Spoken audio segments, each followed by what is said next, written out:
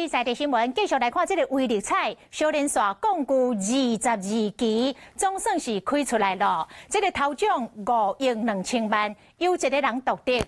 开出头奖的投注站，伫苗栗的公馆，是这间店开店10年来第一届开出到威力彩的头奖。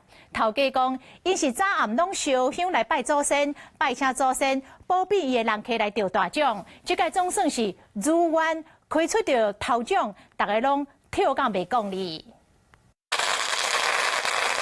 放炮庆祝真欢喜，因为这间菜馆行开店要10年啊，头一摆开出5亿2000万威力彩头奖。他每天也是希望他会开到我们这边来。今天终于让我达到了希望了。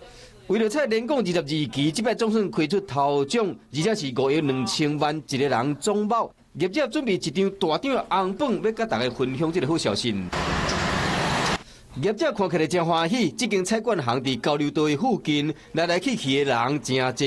业者嘛唔知讲到底是什么人钓的。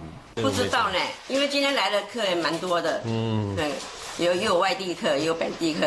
为了保庇人客钓大奖，业者早暗拢会拜拜。每天都要去拜，每天早晚每天早晚要去拜啊，都由我们老板去拜。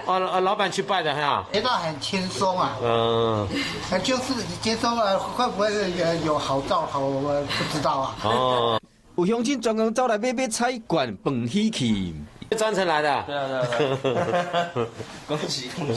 你老叫恭喜啦哈。迄面草边迄面插到。冇。今日冇插啊。这间菜馆行是由翁某做伙经营，因为头家这个耳孔较重，所以讲头家娘拢会倒接电话招呼人客，家族拢会固定轮流，早暗甲祖先拜拜祈福。开出大奖，除了讲祖先有保庇以外，嘛认为讲得奖的人嘛真有福气。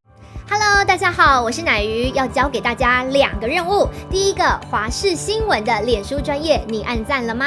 还有华视新闻的 YouTube 频道，赶紧订阅起来，还要记得按赞，开启小铃铛哦。